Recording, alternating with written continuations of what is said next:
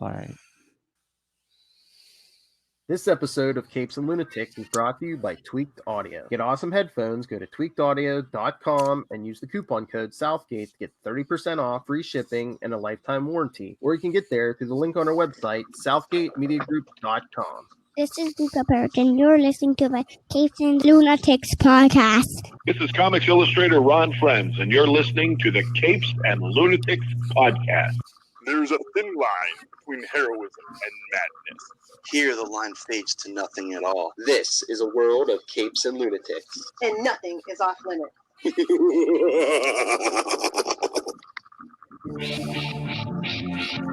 Look at that showman, Charlie Esser. Hey, people are tuning in on YouTube. You got to give them something, Phil. Make that money maker. Anyway, yes, welcome back to the Capes and Lunatics, episode 145. I am Phil.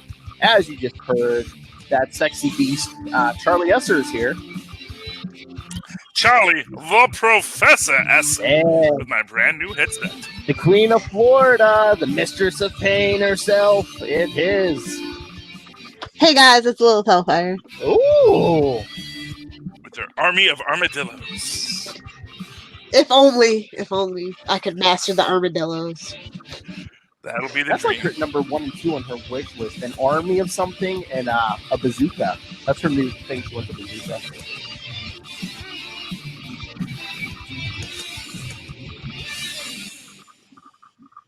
You would think the army would come with bazookas. Well, I don't.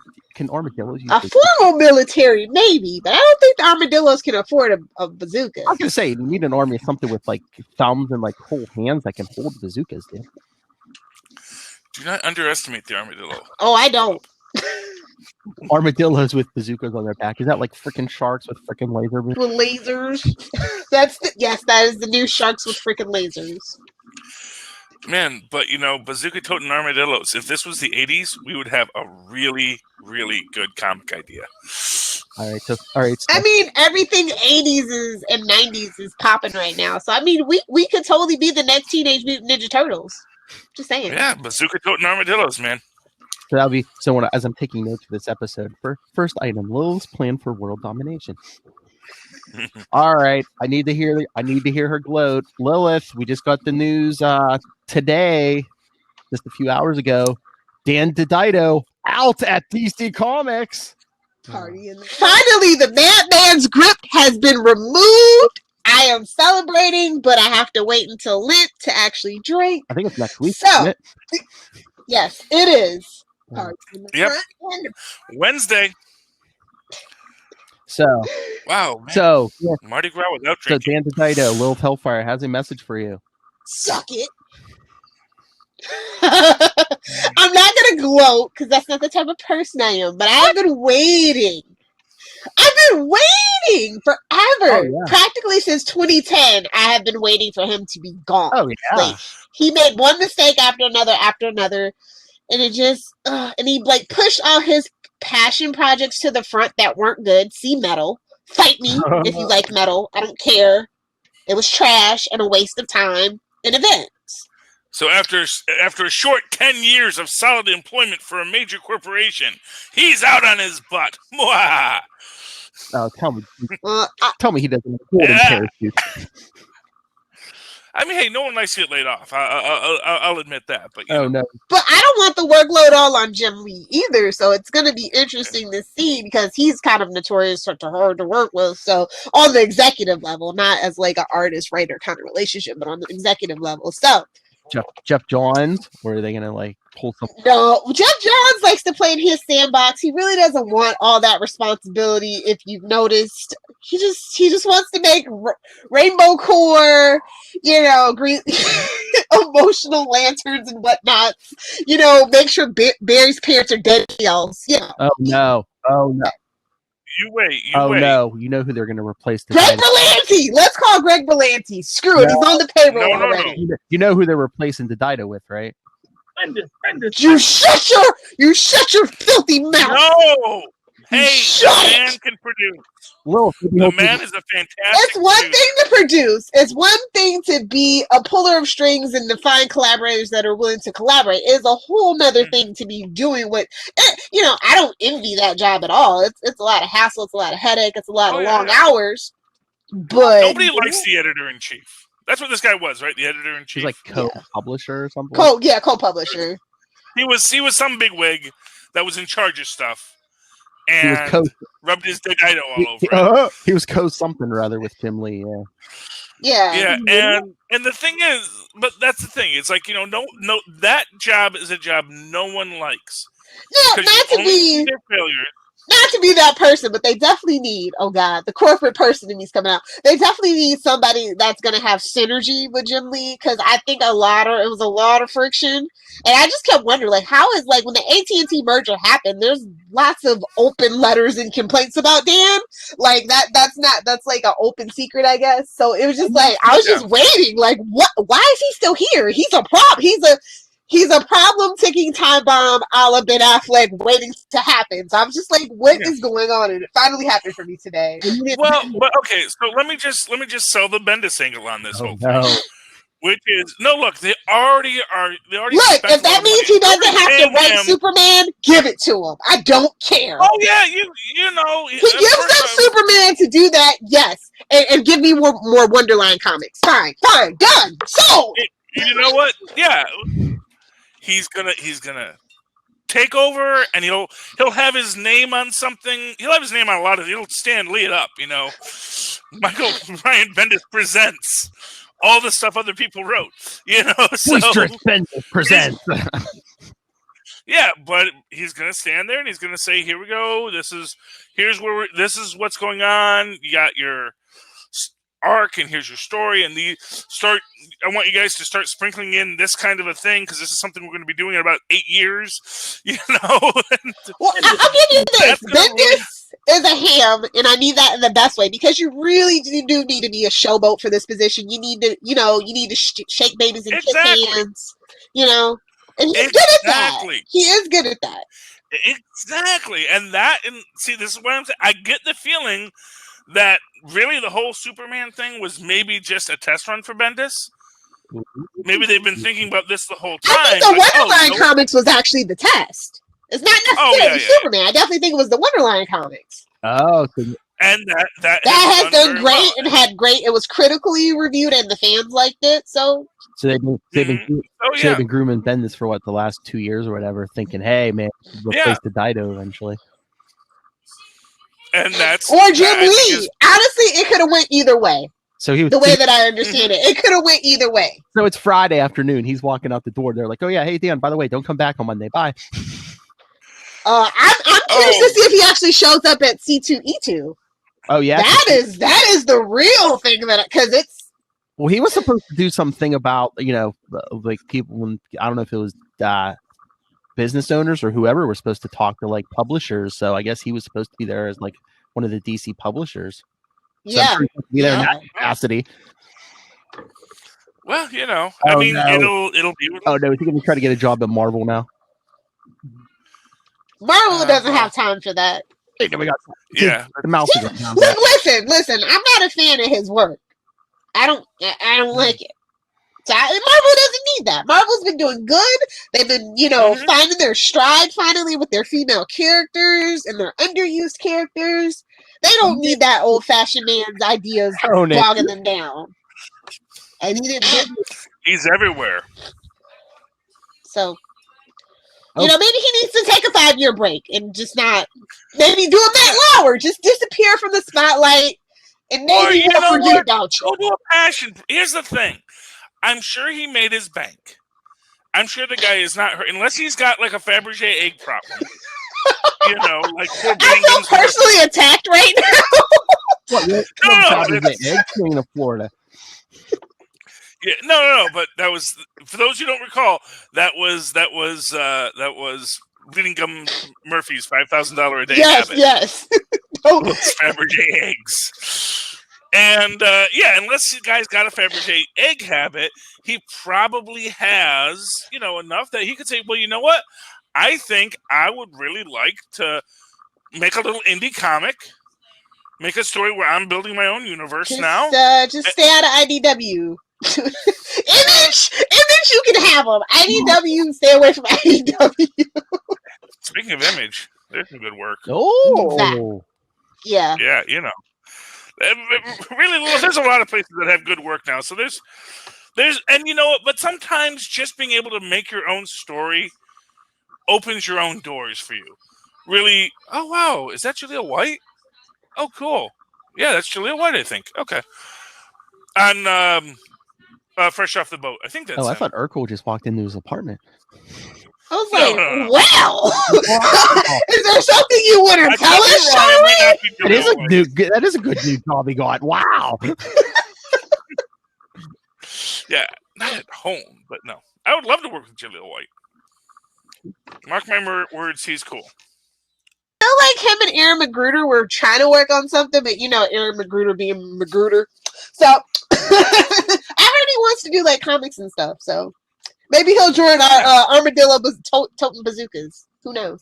There we go. But hey, just real quick, speaking of our friend Bendis, yeah, I put up the latest episode of Spider-Cast. I put a post up on Instagram about Spider-Man 2, and it was liked by Mr. Brian M. Bendis himself.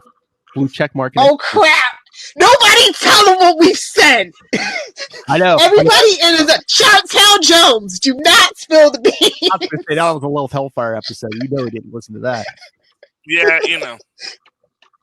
Well, it was Miles, so it was glowing. To be honest, I know. spoilers. Yeah. Any other episode You know, would have been I like, mean, to be fair, it can go any way. You know, maybe he's gonna go to David F. Walker, and say, "How are these guys?" And they're gonna be like, "They're okay. Right. They're okay." That's true.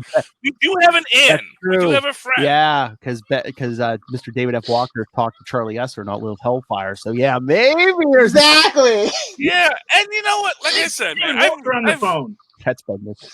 Get David Walker on the phone. Yeah, I mean, honestly, hey, we would love it if the man would stop by. Oh, Bendis. Yeah. Well, we nothing but respect. I actually really haven't read a lot of things I dislike. That whole line, that was mostly just because of Gwenpool being a very mad fangirl about Kitty Pryde being in everything. Yes, I can see that. Yes, and yet Bendis is gone, and what's Kitty Pryde? Oh, this entire center of the X-Men universe right now. So maybe it's not just Bendis.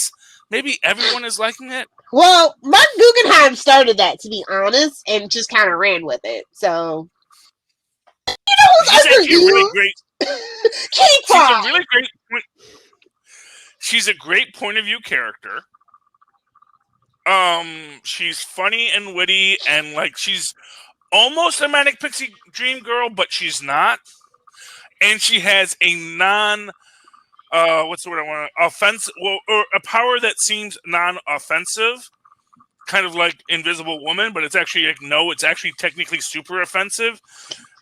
Where she could kill you with a thought if she wanted to. She just really pulls herself back. So, that's what's cool about her.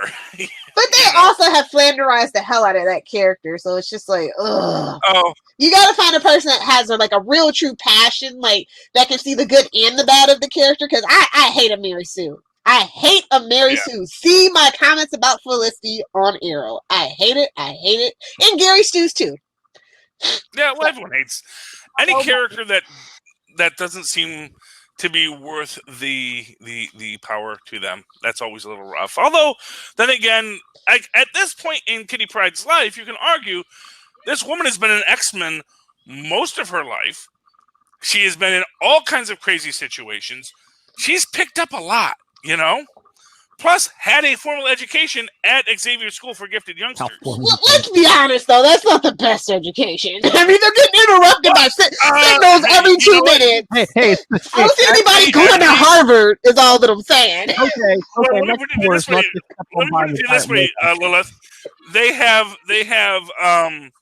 professors that can literally read the knowledge in PhDs' brains and then physically transfer it to your brain. But do they do that? I don't think so. Hey, because Xavier wants to be the smartest person in the room because he's evil. Hey, well, they all seem evil now, but yeah. Hey, it's Tuesday. What class is it? Oh, don't get stepped on the giant robot class. Yeah.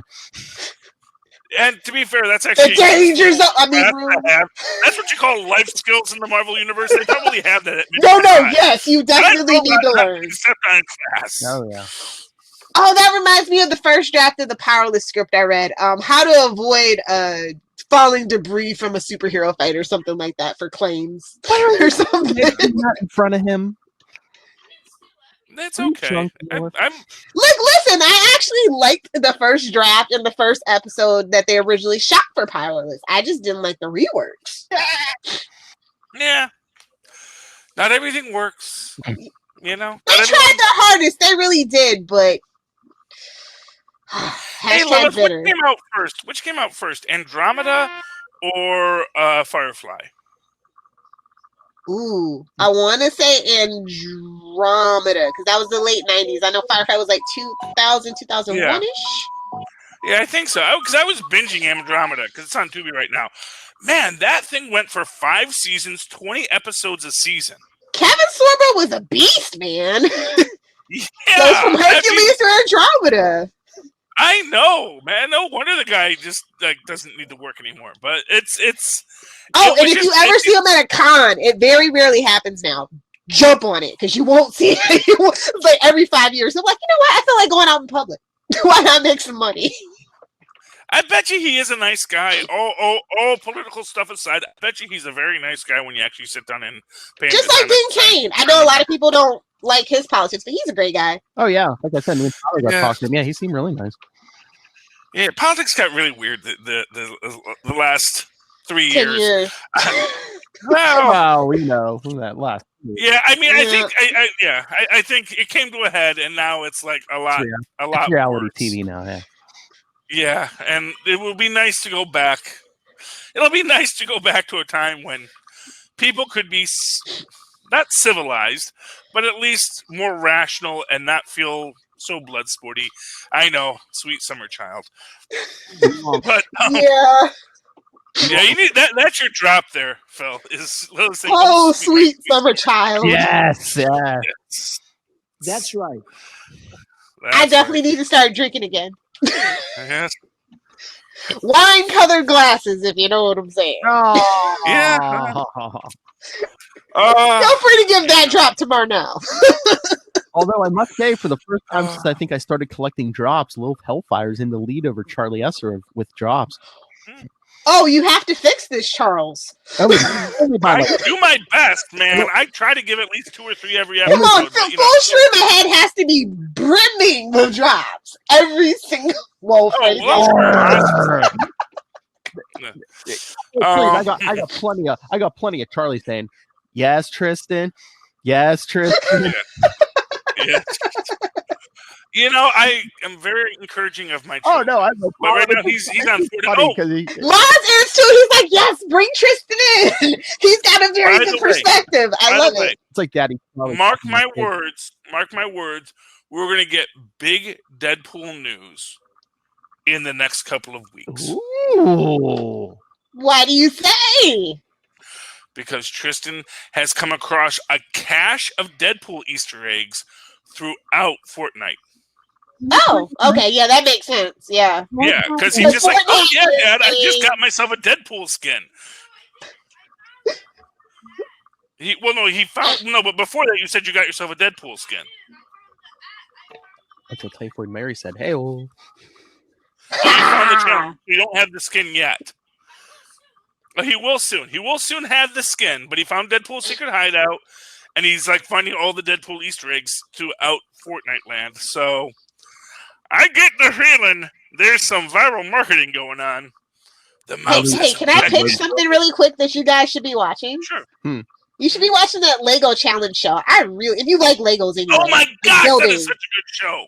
It's like Philip, have you watched it yet? No, we've been meaning to, and we keep forgetting to. But yeah, it is good. Oh, does Luca? It's amazing. Like, holy crap! He liked it a little bit, but I think the interest is about to ramp up because they're going to be starting, I guess, some project in art class where they're going to be building a castle with Legos, and like we're going to be painting and everything too. Oh yeah, Lego's investing, man. Lego knows its market. Oh, yeah. waiting for Disney to buy Lego. I guess this week they were watching. They don't own Lego? No, I've Lego been was to an both independent- Lego lands, and it's very Disney-esque, to be Oh, honest. Lego's Well, you copy the best, you know. But no, Lego is a wholly owned oh yeah. entity. They're like, It's a Denmarkian entity. they're like, we don't need Disney. They're- Oh yeah, Yeah, Denmark will not give in. Oh yeah, no, that's like Hamlet's last stand, quite frankly. The whole country's made. Oh man, that The whole is country's made that out of is- Legos. that is a movie. You do Hamlet, but it's for a toy company. Oh wait, no, that was toys. No, that wasn't toys. But seems like it should have been toys, but not that toys. The original toys, not the ones with not Pixar's toys.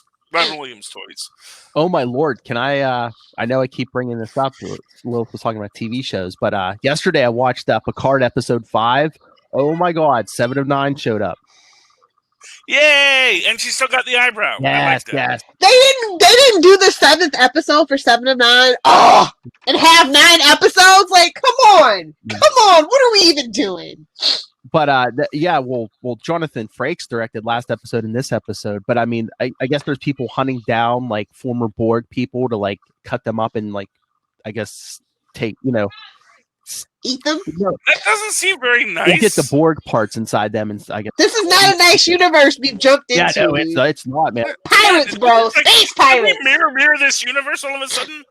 Wait, were humans secretly evil the whole time? Is Duh. that the Charlie, come on. Yeah, so basically, like 7 of 9 is Going around the galaxy, the universe, forcing our morals on everybody. Yes, we were the bad guys the whole time. And you know who did that? They were the original Borg. who did it first. Andromeda. Oh. There's a whole storyline about how for all of the different, because they've got the Magog and creatures that lay eggs in humans. Well, it is a Gene Roddenberry property. It's basically Exactly. when they kicked him off of Star Trek, this is what he was working on. And well, this was actually after he was dead. This was Majel Barrett taking some old scripts and cashing in. But there's a whole thing about how the worst people to conquer you are the Nietzscheans. Because the Nietzscheans, for all of their superior genetic storylines, at the end of the day, they're still human. And there's no one who can torment you like a human. And they go into the whole little things about crucifixions and electric chairs and the way that the Nietzscheans really went all out. But yeah, no, Picard. Did you ever watch Earth Final Conflict? Because that's the other Gene Roddenberry property. Oh, I know. I never got past Andromeda season 2, but I watched all of Earth Final Conflict. Yeah, I mean, I watched all of Andromeda, but it's, it is. No, I never saw Earth Final Conflict. So, although I do remember Earth 2 because that had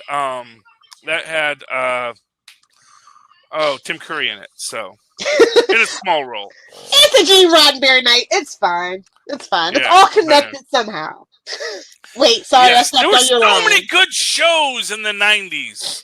It was. But hey, do you remember that X-Men knockoff that was also in first syndication run? Wait, which one? It's the guy with the white hair. I only know. It's actually got James Marsden in it, if I remember right. That wasn't the remake of the Tomorrow People, was it? No, oh God, no. We don't talk about It that wasn't show. Generation X, was it? No, it wasn't Generation X. It was just Mutant X, actually. Yeah, it was just Mutant X. Oh, it was Mutant X? Okay. Yeah. There's just too many. That must have been a Fox property. They had the rights. They were. First run syndication was a madhouse in the 90s. That's all I know. Saturday afternoon if you didn't have cable. Poor Philip. You know what I really liked was, what was it, Cleopatra 2099 or something like her.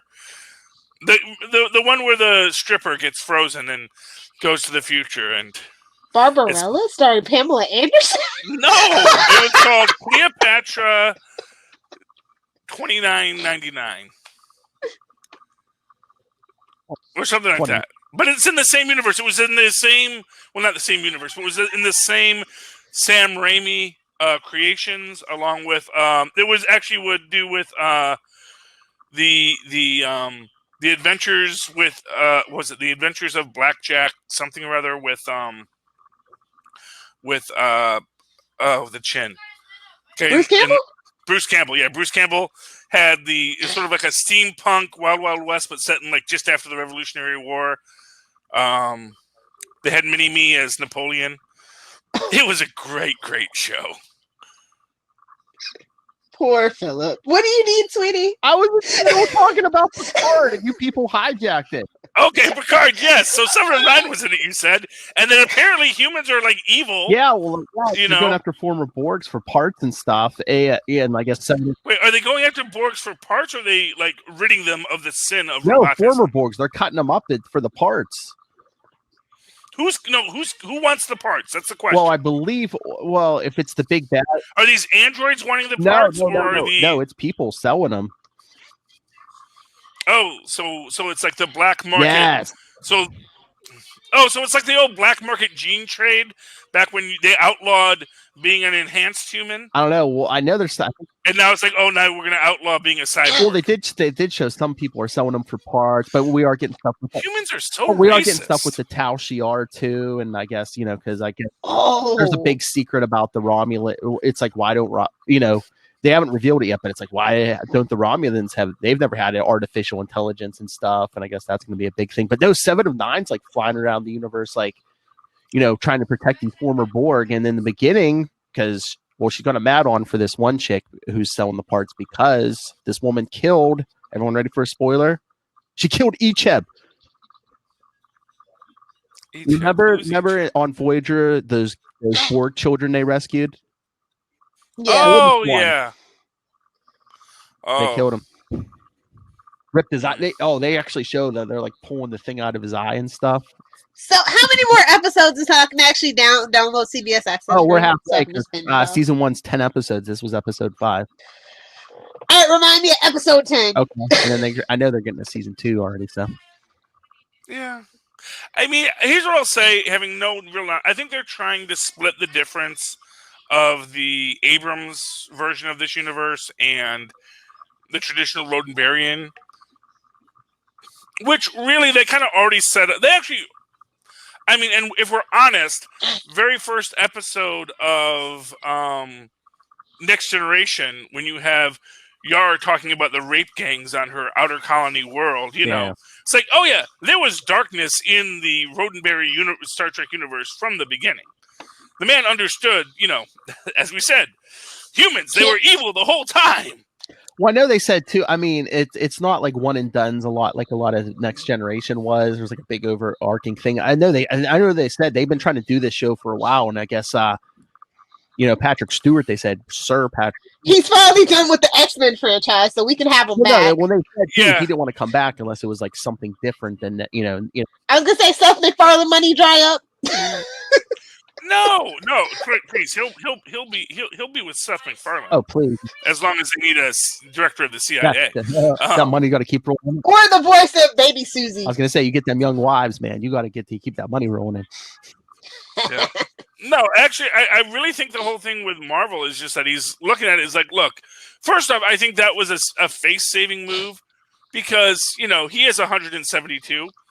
I know he's looked old since Dune, and so people don't realize that he used to be young and now he's old, and everyone just thinks, no, he's just always been old. No, actually, he used to be young. He just Are you sure he's not Benjamin Button? Is this who the movie Benjamin Button was based on? I mean, he's not doing he's not getting any younger. He's not getting into any big fights on Picard, but I mean, he looks good because I just saw an interview with him on Colbert. I think he said he's 78. Yeah. So he's probably like, Picard is what I want to do. Forget the X-Men stuff. Picard is what I want to do right now. Yeah, well, and he probably gets to jump and fight and spring a lot. So he gets to be green screened in, probably. Yes, but that was his original complaint, that Picard did not, spring enough. Doesn't fight and he doesn't spring enough. So who do you think you are, Captain Kirk? Get out of here with that. Well, that's what he thought he was signing on for. Right, he was told he was the captain of a starship. Thank you very much. That's right, Patrick. You be that Kirk. You put on that girdle and you fight. Hey, Picard don't need no That's girl. right. No, That's He one thing really you have to doesn't. say about Very Picard. svelte. Very svelte. He got good genes, and he probably goes to the gym on a regular basis. I know. You I know. They made him the captain, but Jonathan Frakes got all that. Riker got all that fighting and. Oh, the Kirk Poontang. Yeah. Yeah, I know. Wait, are we allowed to say Poontang? I'm sorry. It's a medical term. Yes, I believe so. But yeah, it's just Jonathan They Frakes. split the difference. He was Captain America. What? Jonathan Frakes was Captain America. It was like his first acting job. He was a Captain America when you would like pay to have Captain America go to like a mall opening or something. Oh, He would go put on the blue Does he spandex. still do that? Because I got a good $600. I pay a good $600 to see that. I mean, I think now he charge way more than it's like when you wanted Adam West to get back in the bat suit. That costs he's extra now. doing a lot of directing now, and he's even doing voiceover work. Yeah. Charlie, you know what he's doing on Disney? I mean, it's not on right now, but on Guardians of the Galaxy cartoon. Oh yeah, he's all He's over Star that. Lord's dad. Yeah, he's He's Ego. No, it's not Ego. They Oh, they go with the original Spartax. yeah, he's like the king of Spartax. Yeah. Okay, well no. Actually, I thought I had seen that. Yeah. I haven't been watching the Guardians of the I mean, it Galaxy hasn't been as on much. lately, but when it was on, he's Star Lord's dad. Honestly, I gotta say the new Star Lord, I think is best in small doses. Like the Chris Pratt's Star Lord is best movie to movie. And if you're gonna take that Star Lord and try to make him into a series character, I mean, we already have a Hawkeye. Marvel doesn't need like. Do we have Hawkeye anymore? Because that whole Jeremy Renner thing. Do we? Well, Jeremy. First off, it's not Chris Pratt. It's the character type. Yes, we are getting more Hawkeye, and Jeremy Renner is going to be taking over as the Captain America old superhero, who's going to tell all the youngins about what they're going to be say doing. maybe season 1 of that Hawkeye series. Well, maybe we're going to slowly phase Jeremy Renner out. Oh no, he's going to stick around, man. That man needs a paycheck. Who says he has a choice? For legal fees. Oh, yeah, well, for everything. Hey, you know what? I don't judge anybody's lifestyle until you start. No, me neither. But it's really interesting that they've kept him on. So. Well, as I understand, I like Jeremy Renner. It was like, what? No. The thing is, if you're a really affable, from what I've heard, if you're a really affable guy in Hollywood, people like you can get away with murder unless you feel Spectre. No. But it's like John Ratzenberger. He's in every Pixar film because he just really went. He was so affable to all the Pixar people. They say, "Oh, let's keep John Ratzenberger around." Then now we have to put him in every film. He is like Pixar's Stan Lee. So Jeremy Renner will be the MCU's next Stan Lee, except he's actually going to have a character of Hawkeye. It's just always going to be Hawkeye showing up saying, well, he's the Falstaff of the MCU. That's what they're going to try and position him to be. Where he's just the guy in the background saying, you kids, let me tell you, when I fought Ultron, you see. I love how Charlie Esser plays 6 Degrees of Marvel. Everything always circles back to Marvel. It's all connected, Philip. Wait a minute. That's not the show! Get out of here, Charlie!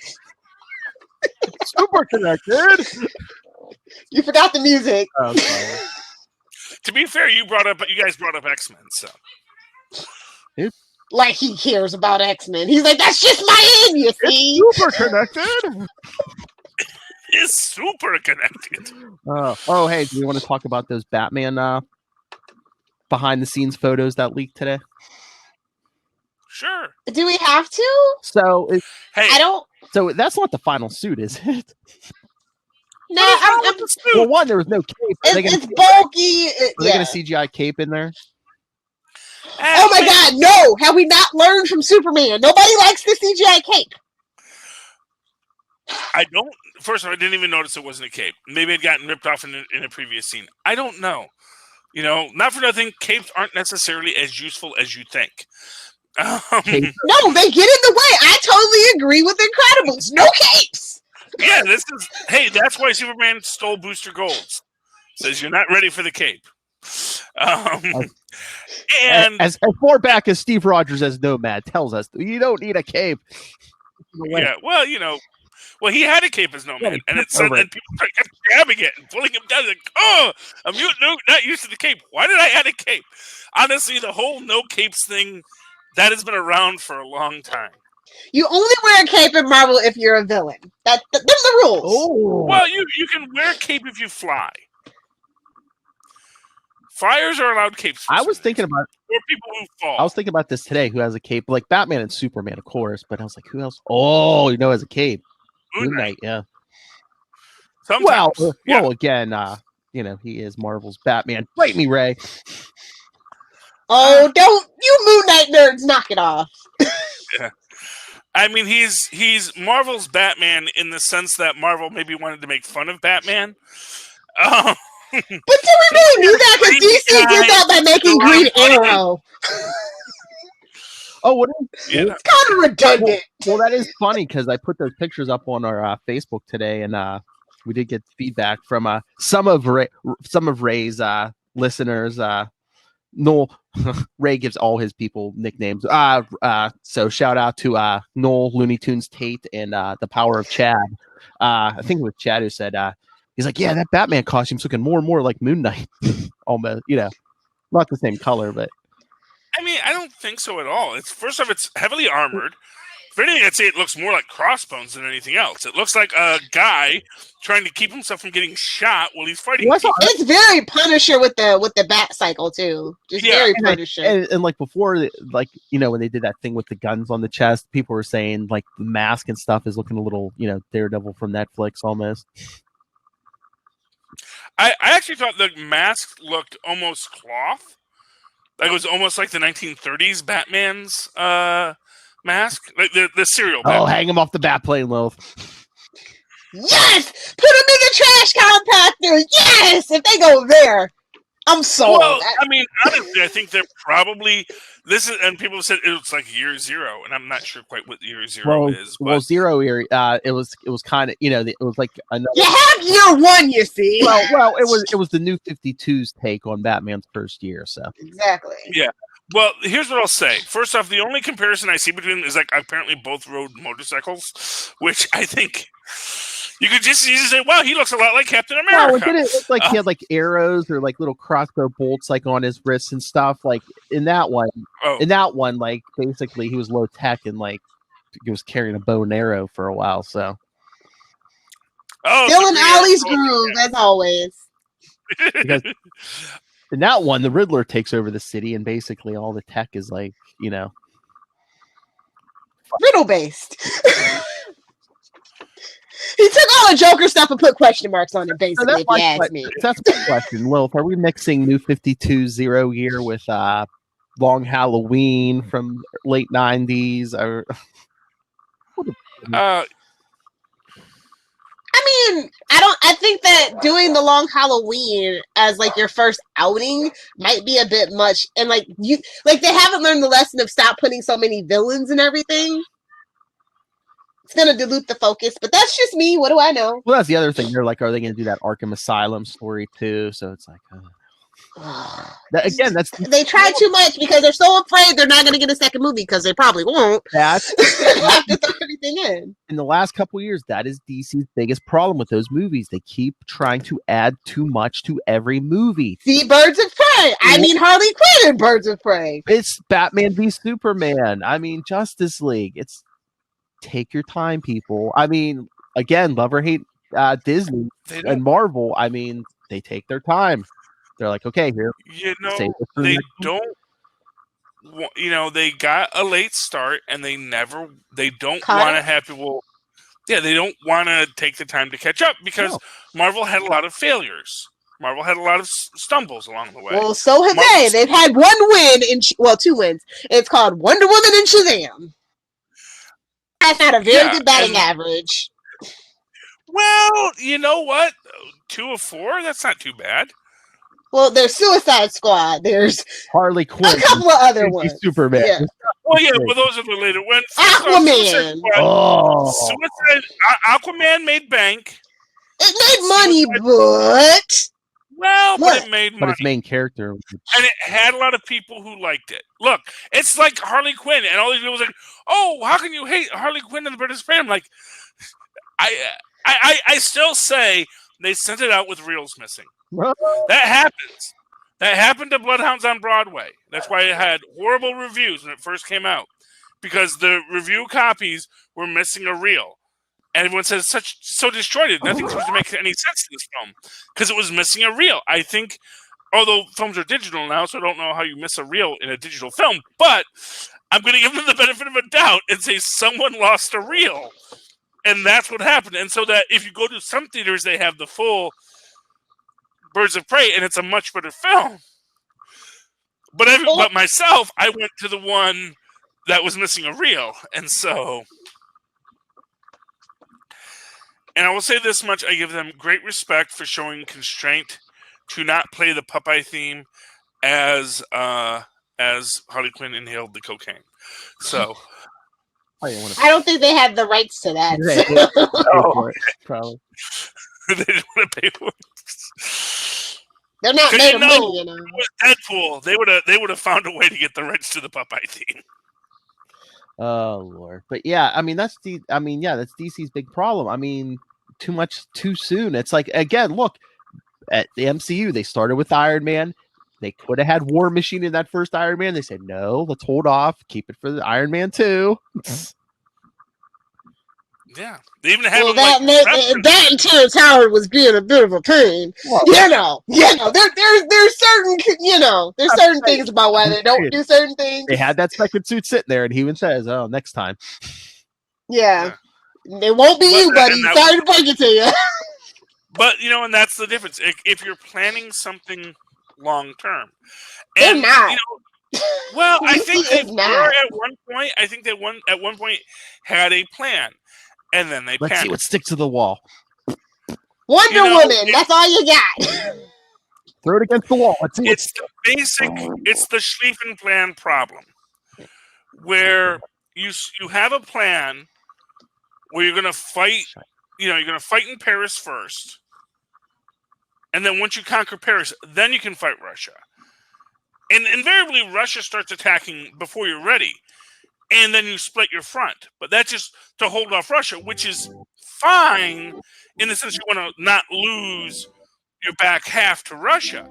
But really, if you just stick with the first plan, you secure your east, and then you fight to get back the west, vice versa. You secure your west, and then you fight to get back your east from Russia because you can now.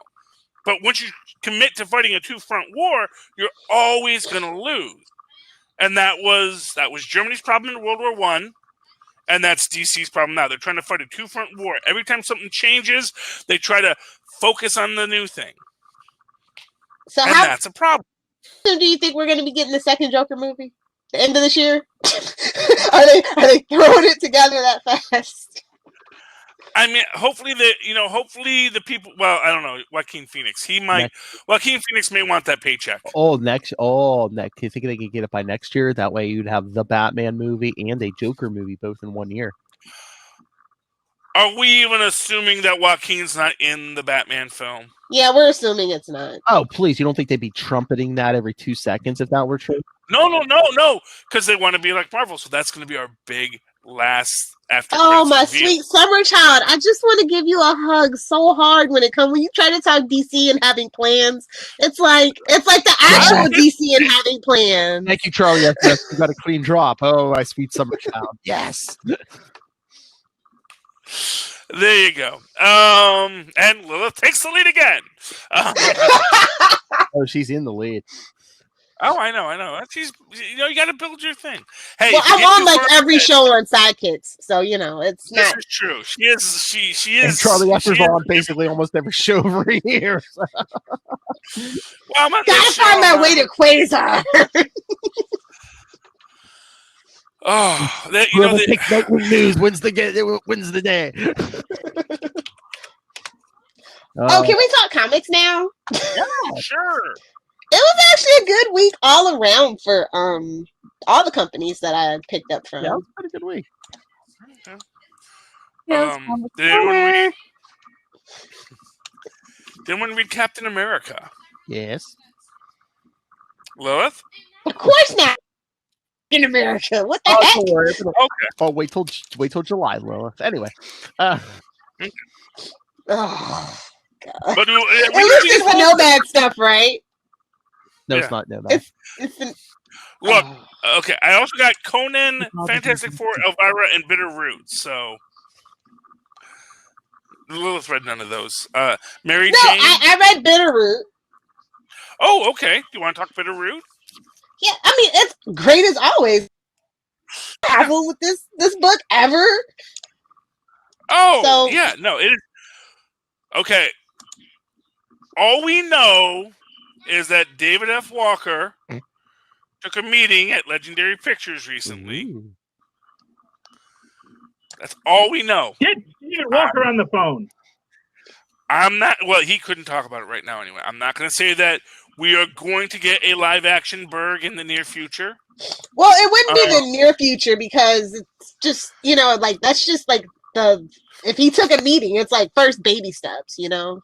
They might not make an offer he likes, or he wants to do something that they're like, well, let us think about it. It's going to be like that Spider-Man Disney Marvel thing. Lots of talks, lots of hype, and in the end, hopefully everybody gets at least half of what they want. I'm a firm believer that 2025 is the near future. So that's me. 5 years. Yeah, I mean, I think that's a fair cop, and I don't know. I don't think, like I said, not for nothing. Everybody wants a universe to be built for them because they understand the value of a universe. Now, your biggest problem with a universe is that if you don't own that entire universe, you can't really build it the way you'd like to. That's always Sony's problem, is that Sony has a good universe, but they can't really build it the way they'd like to because it's such a small corner of the universe. It's just the Spider-Verse, which they can do more with than they have done, and they're trying to do that now, but it's like it took them this long to even get to that point. But you get something like Bitter Root right now, and if they can negotiate a proper deal, and, we could see a huge expanded Bitterroot universe, which might be very awesome because it creates an entire mythology, which I love about it. This idea of the different families and the different clans and the different groups, and, they all have different names, for these monsters they're fighting, even though they're all fighting the same monsters. It isn't that so relatable. And again, this question, are the demons the bad guys, or was the evil in humanity all along, and the demons just feed off of it? That's right. Of course, that's the answer. Humans are terrible. I should know I'm one of them. Yes, humans. That was the big secret in the first episode of Steven Universe. You were evil the whole time. Cookie Cat was evil the whole time. But the thing I like about it is that the antagonist in Bitterroot is you can really actually sympathize. Like, it's really, really great. I like when you don't just have a black and white. It's so many shades of gray. It's very subtle nuance. And that artwork is just, I love that artwork. Oh, the artwork is fantastic. Sylvester, who was the guy brought back by the demon, and now he's negotiating with the demon, who we all know is the Lord Lady, the Andro, how appropriately named, of the demons, and you still don't know if she really is evil in this, because it's like, let's get revenge for the evil you have suffered. And it is there is some kind of deep mythology being built here, and I think that is why something like Bitterroot gives itself. It's like Star Wars, you build a mythology and a universe and rules to this, and suddenly you can go anywhere in that universe. And what's useful about getting in on something like Bitterroot at the early stages is there's not a lot of lore, there's not a lot of canon to it, so you can build out from it nicely and really explore all these things. You can do an entire series in China to sell to China make mad bank, and that's going to be a selling point to Legendary. You know, they don't even have to work hard to work all these characters into it, and that is key to building out a marketable universe in the 21st century. So very true. But my favorite thing is that it remembers that it's an actual comic book, and all our world building actually comes from character design. Oh, a novel idea, right, for a comic book. Yeah, I mean, really, everyone does have some fantastic. As you said, the way that everyone is drawn, it is so expressive and so animated. Like for Static Pictures, this is like the most animated comic book I think I'm reading right now, where you can feel the movement even though no one is moving. You know, when you have the four families, and apparently we have, you know, Sikhs, Chinese, and Irish. No Jews, interestingly enough. Not yet, anyway. Maybe not yet. Yeah, it's I want to know what's going on in the Lower East. Well, so there's like, no, we got like 6 golems that takes care of these things. Well, the movement that you're talking about, I think mix. It comes from like the overlay of how the panels are spread across. They like use that backdrop to create like every sense of place, and then there's lots of layering, and the panels are close together. So I think that's what's creating that effect. I totally agree. You get a very good sense of movement, sequential art, if you will. Yeah. Yeah, I mean, and that's why I think, and that's the other aspect of it. I think like if Legendary buys into this is a very cinematic comic book to adapt. And we've got such a story with Berg. He's infected by the demon, and he is fighting that, and that is, I mean, it's a really interesting and beautiful story, and hey, it's only on issue 6, Philip, if you want to join us. Issue 6? I thought it was. Yeah. Well, it's the second arc, though. Okay. But you have to go get the other issues, though. Yeah, you can't just jump in. That's the one thing I will say. Yeah, but they're in trades. I don't know if the annual's in the trade, but the first 5 are definitely in trades now. Because I know I've seen those, yeah. And get it digitally, man. Honestly, this is one of the books that I actually have to have a floppy of. I don't really think it translates very well digitally. So there's one trade out already then? Oh, maybe I'll look online tonight. I believe so. I believe I've seen. Yeah, I saw it too. I think I've seen the Bitterroot trade. It's usually like next to like all the Buffy and stories crap in my store. So yeah, maybe tonight. Yeah, maybe I'll see if go online to a Barnes and Noble or somebody even has it. Oh hey. Yeah. Okay. Oh hey, can I talk about probably the most hyped book this week? Yes. Batman 89. Sure. Wolf knew where I was going because, you know, what is it? 2 panels she's in. It's the first appearance of Joker's new sidekick Punchline. My guy at the comic book store said this is already going. Well, at least Wednesday it was online. It was already going for $45. What idiot's buying it for $45 the day that it comes out? I don't know. What idiot? I know, because I walked in the store. An idiot that doesn't know that a pull list exists? I know. Marks. Well, it's. I mean, yeah. I mean that's the first group, and then like people, I guess maybe there's only one comic book store in like a 40-yard area. I mean, I don't know, Lilith. I don't know who's going to pay $45 on the first day for. I flag those on eBay just so you know. It's me. If I see that you're being unreasonable and deceptive, I'm going to flag you on eBay, buddy. Nice. So if you ever got flags, and it was comic book stuff, it was probably me. Spoilers! No hellfire, the eBay. Oh, you know where, just as a completely random thing, I actually like worthless coins, but that you might think are old. Like, I have a 1936 copper penny, because I always save the wheat pennies when I find them.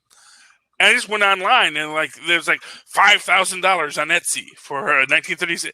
I actually like looked to a numismatic website and they're like, oh, that's worth like between 75 cents and $5. People get throw stuff off, see what they're going to get. But I mean, this is just speculators. It's like, oh, the next Harley Quinn. You know, this is what ruined comic books, though. Like we have to stop being so predatory. Like I don't like it. I know some actual stores that are selling it at a really ridiculous markup too. It's like, make your money, but what I'm going to say is I don't even think these are speculators. Well, I think these well, are literally con artists. If you pick it up that first day, put it up for $45, what you're doing is do you ever see that episode of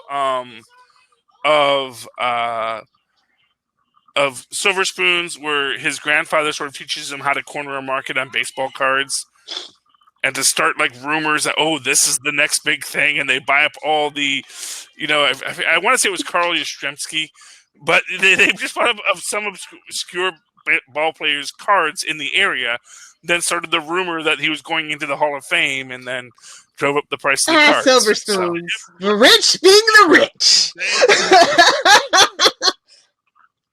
Hey, can we get a revival of series Silver Spoons? Because I know Alfonso Ribeiro probably needs a check.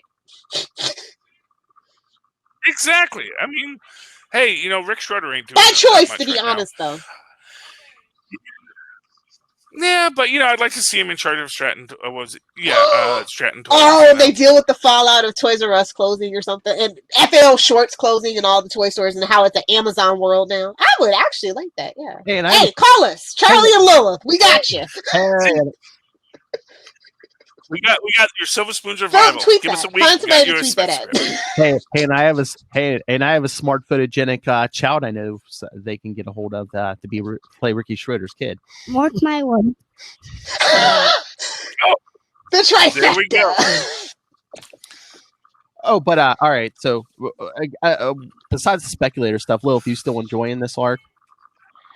Yeah, actually, like I said, I'm excited for Punchline. I hope they don't go the way that I think they're gonna go. Like, I feel like Joker does need a new female sidekick. Like, it's been forever with the whole on again, off again thing. And just a couple of pages in this of the Catwoman and Harley teaming up was way better than the Birds of Prey movie. Well, because it's a comic book written for comic book people. Right now. Can I just say one thing here? What is Joker's partner? I mean, until him and Bruce get together permanently, he hasn't come out. It's fine. Whenever he's ready, I'm ready for him. But you could have done a Bob the Goon story. Well, no, but you remember Bob the Goon from... Yeah, exactly. Oh, gee, that would have made sense. Missed opportunity. We'll see you at 189. Hello. Yeah, but and the idea, and you can even have Bob the Goon be kind of a Smithers, or have and just have that kind of a thing where Bob is like, no man, Joker's my man, and also having Bob the Goon be totally straight, like straight laced, in that concept, like no, he's the clown man. I'm the straight man. I'm Bob the Goon, and just I do what Mr. J tells me. He's the opposite of Alfred. Aha! Exactly. He's the opposite of Alfred. He's the opposite of Harley Quinn. It's like, do something different. But come on, all the fanboys just want another sexually drawn woman in scantily clad clothes with clown makeup. It's a fetish. It's a thing. I know, and Steven Universe already introduced Spinel, so little late to the game with Punchline. All right, so we're going long. So how about a book? I'm sure we all read Amazing Mary Jane #5. Heck yeah. Yeah. Heck, right? Yeah, I said heck yeah. Okay. Yes, she did heck. Yeah. Protagonist armor for the win. As you do, to be fair. I know. I was like, wait a minute. Did she just dump the rhino on his butt? What? To be fair, that is she makes a whole statement about leverage, and they did that to the Hulk once.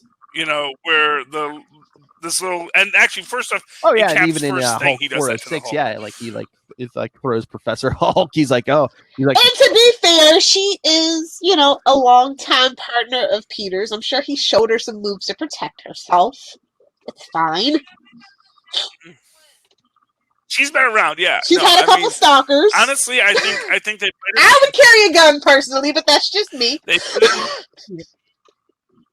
She probably knows jujitsu. So yeah, I mean, it's not unheard of. She has the high ground, as Obi-Wan would say. I just want, and and she's not trying to win. She's just trying to distract and delay them. Because, as is pointed out at the end, her entire crew is superpowered people. So when they all get there, I just wondered if they were doing quickly this as dispatch like a testing ground to see if are they going to make Mary Jane a superhero or something? Because it's like she's going to get bit by a spider too, baby.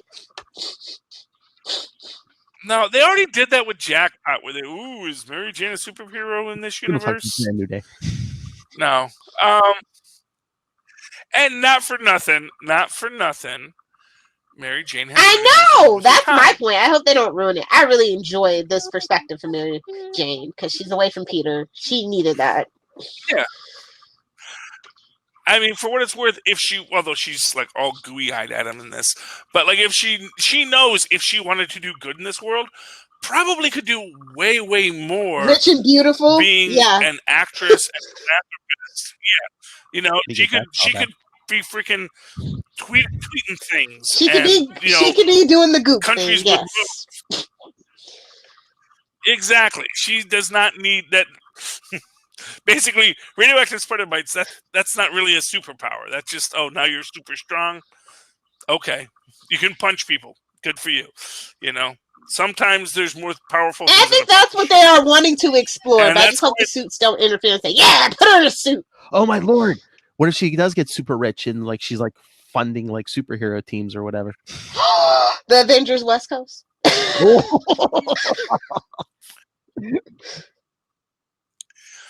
Well, we'll have to see how much money this movie makes, because one thing we've learned about Marvel Comics is you don't really need to have a reason to be rich. Tony Stark. I mean, it's like America. I mean, you can make money on ShamWows. I mean, Tony Stark has lost and regained. To be fair, although that is a product of Germany, so that was not a good example. Come on. Yeah. Well, flex tape then. There's so many if you stay up late enough and don't have cable. I know. Well, and to be fair, Ron Popeil is like the real world Tony Stark. Except he made products that everybody wanted. So to be fair, there is a market for guns being sold to our enemies. Just to be fair. Yeah, and that is fair. And on that note, Philip, we can wrap it up for you. Wrap it up. That's right, because we can talk more comics on super connectivity if we get through the big list of topics Charlie Esser gave me to go through.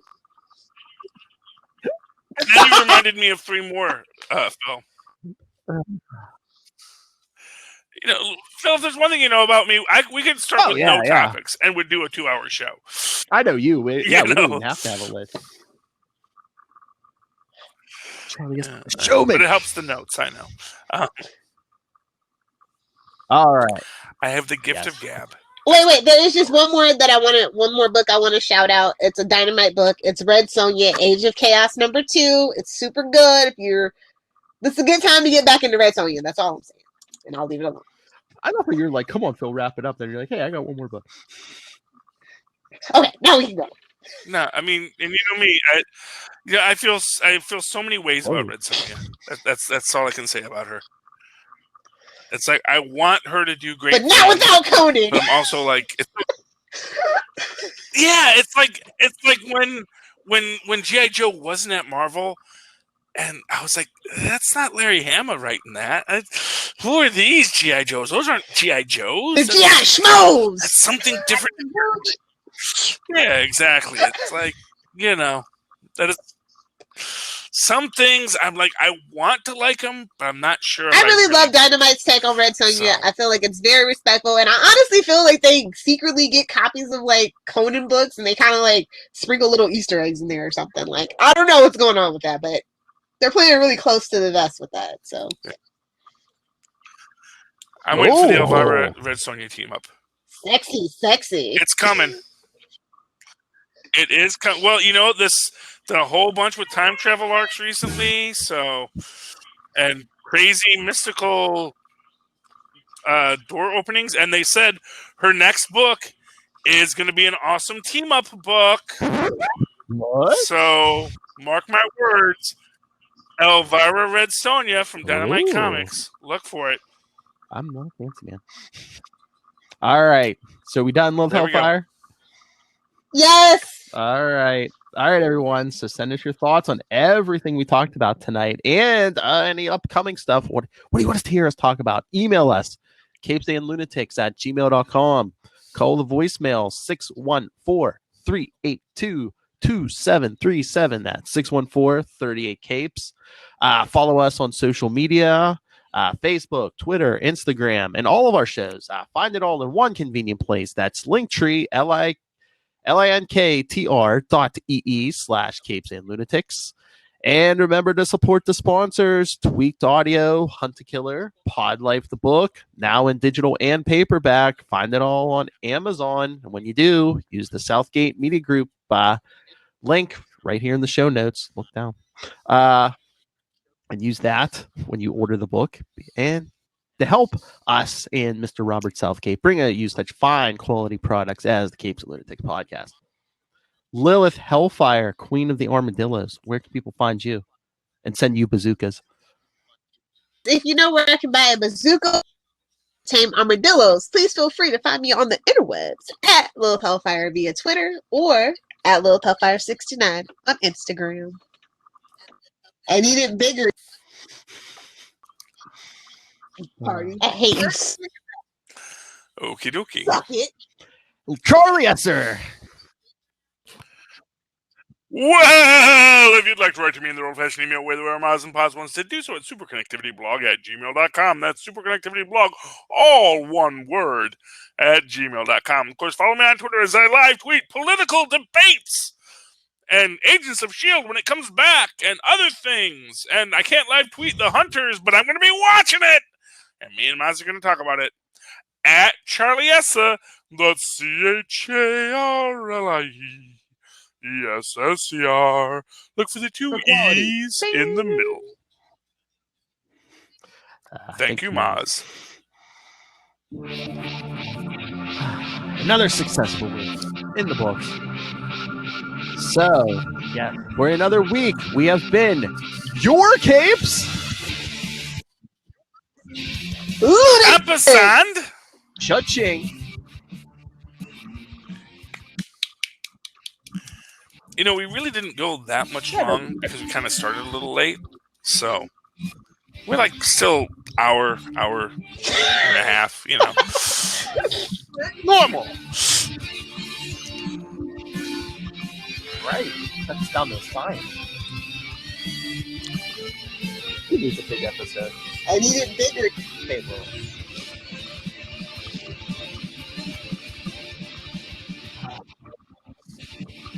Episode is a medical. With 5 more weeks to episode 150. Send your thoughts. And then only 19 more to go. All right, boys, have fun.